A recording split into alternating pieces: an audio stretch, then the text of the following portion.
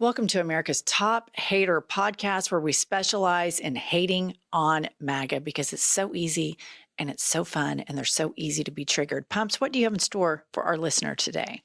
I've been racking my brain about Trump's assault on Canada. And so I just want to remind everybody what the president of the United States says about our closest neighbor and ally, Canada. Well, you're tougher with Canada than you are with some of our biggest adversaries. Only because it's meant to be our 51st state. And okay, but listen to this for a second. We need their territory. They have territorial advantage. We're not going to let them get close to China. Look, right? I deal with every country, indirectly or directly. One of the nastiest countries to deal with is Canada. The people that, now this was Trudeau, the people that good old Justin, I call him Governor Trudeau, his people were nasty. And they weren't telling the truth. They never told the truth. You know that... I guess I'm somewhat, I guess shouldn't be surprised, but his one take on anybody that he doesn't like is they're nasty. Yes. And his audience, his cult base, like if I liked somebody and they always had the exact same comeback for everything, I would grow bored of that person.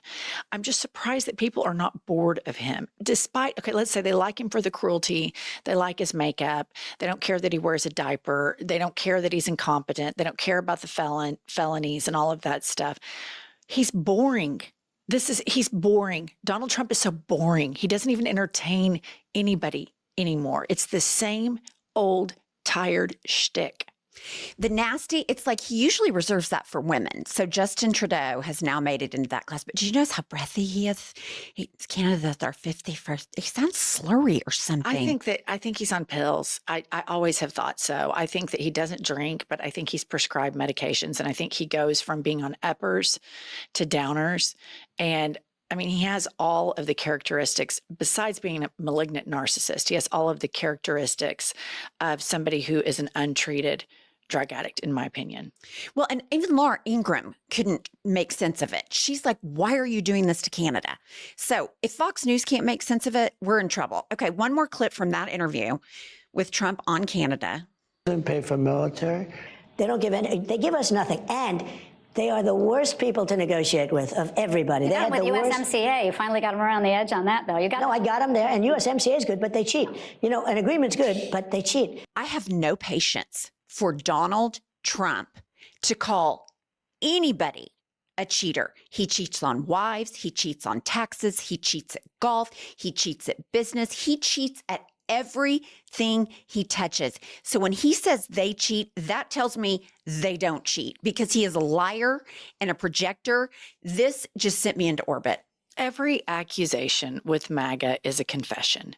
And you have this is a whole group of completely broken people. This is bottom feeders. And he uses this type of propaganda to prepare his base because he constantly moves the goalposts.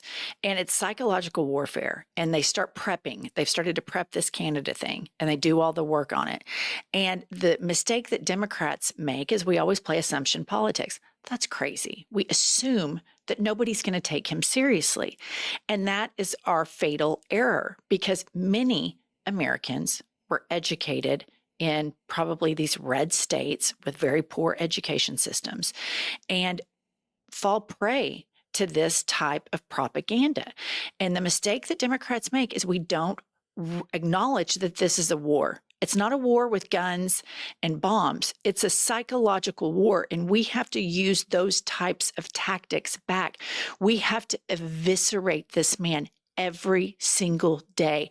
Make it a sport, hating on MAGA and hating on these really bizarre MAGA men that are so obsessed with being masculine and what that reveals underneath, because a real man doesn't have to talk about it. They don't have to talk about being a man. And so it's such an easy layup, but we have to change the language because this is a psychological war. And right now they're winning. They have all these dipshit podcasters. They have dipshit news networks. They have a dipshit crackhead president with Elon Musk sucking off everybody all the time. And they've convinced these people that Musk and Trump care about them. Right.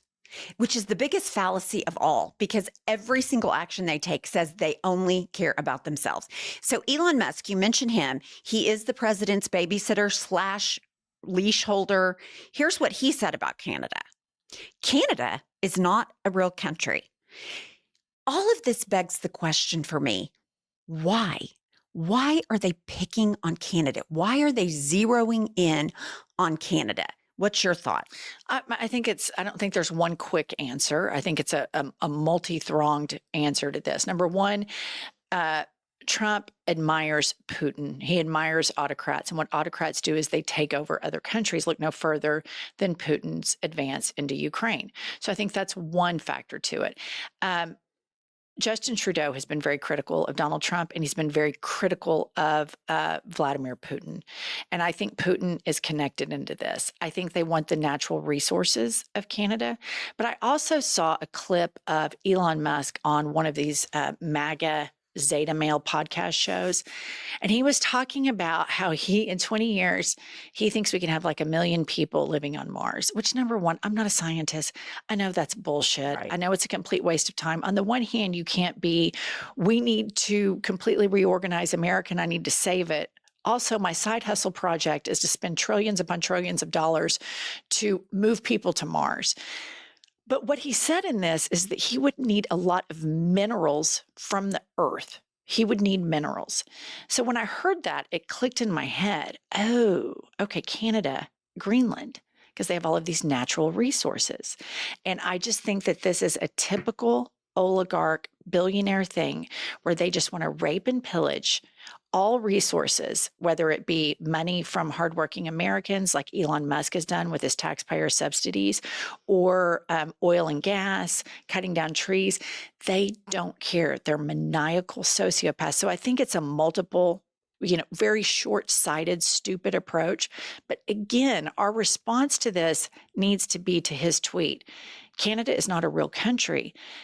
Every Democrat and every Democratic, like us, platformer who believes in democracy, that's a stupid statement said by a stupid man who's an untreated drug addict who is a welfare queen. And we need to beat the shit out of him on the internet.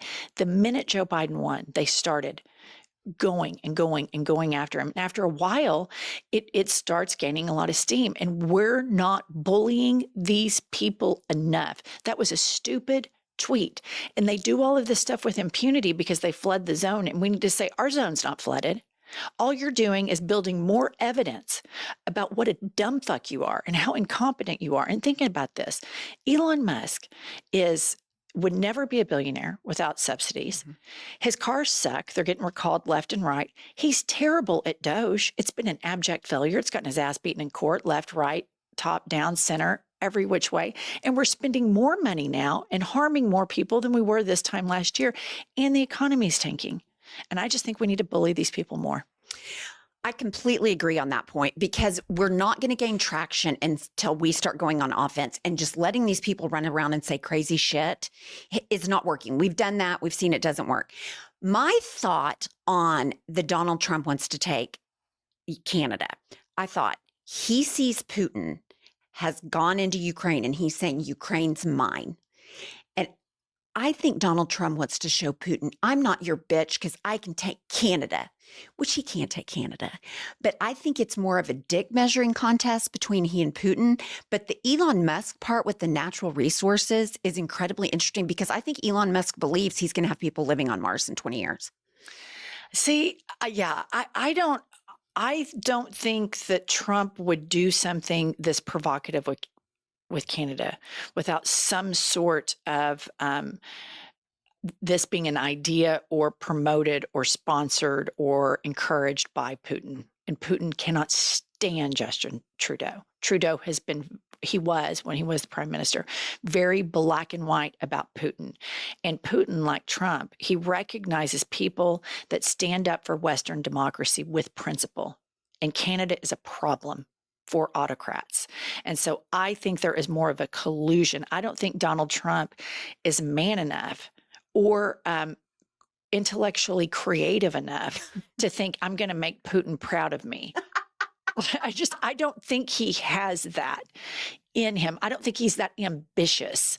I mean, this is a lazy guy who likes to go around and talk about Hannibal Lecter and do tweets and horribly decorate the Oval Office and do press conferences where he belittles people and calls them nasty. This is a guy at every cabinet meeting he's ever been in. They say he's bored and he's scrolling social media the whole time. I don't give him that much credit to be that creative, to think we're going to make Canada the 51st state. That's how stupid I think he is. So you think it's more of a collusion, Putin pushing this? Yeah, I do. I can buy that. Because Canada and Europe are a huge, huge problem for Putin's plans. And he would need Canada to be a part of the United States. The only thing preventing Putin from advancing into Europe is the United States.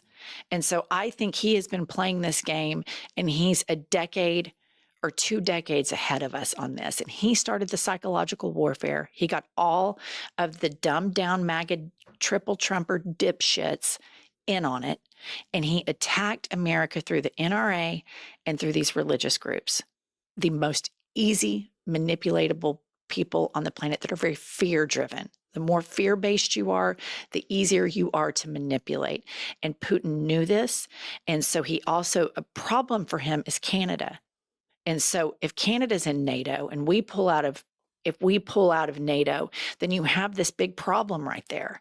So I think this is way, way over Trump's skis. Well, I can definitely buy that now that you say it like that. But I did have to include this in this video because J.B.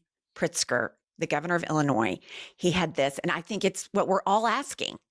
You could speak directly to Donald Trump. What would you tell him? What does Vladimir Putin have on you? It's so true. Yeah. This cannot be that it's just like an equal relationship. Vladimir Putin is controlling the president of the United States, and Elon Musk is right there with him. So what does he have on Trump? I hope I live long enough to find out, but I know that'll be in history. There are rumors that I think have a lot of points of this have been substantiated, that in the 80s, late 80s, early 90s, Trump was dead as broke, and American banks would no longer give him money. And this is when Russia filled that void, and he became beholden to the Russians at that time. And he even has a name. It's like Krasnov or something like this. And if you ask even Elon Musk's artificial intelligence Grok, they think he has an 80% chance that he is a Russian asset, that the sitting president of the United States of America is a Russian asset. So it's not that we don't know is it the PP tape? Is it money? Is it both? But he has been beholden to Russia for a very long time. And there is a lot of facts and body of evidence behind that. There's not some smoking gun out there yet to be seen. I mean, I think we know it's money, and Putin, a former KGB agent, he knows how to compromise people. He has it. I think they call it kompromat or something like that is the Russian term for it. And I don't think there's any question that Donald Trump is completely compromised by Canada and too big of a dipshit to drop a war plan to take over Canada. You know? Be like you and I trying to take over Canada. I think we'd do a better job of it. We'd put on a charm offensive or something. Right. And Canada, we don't want to do that. We love you guys. But I mean, this guy, he bankrupted casinos, as you always brilliantly point out. Right. I mean, if you can bankrupt casino, I mean, is America going to be the next thing he bankrupts? I'm starting to think yes. He already is. Right. Yeah. All right. We'll see you all later.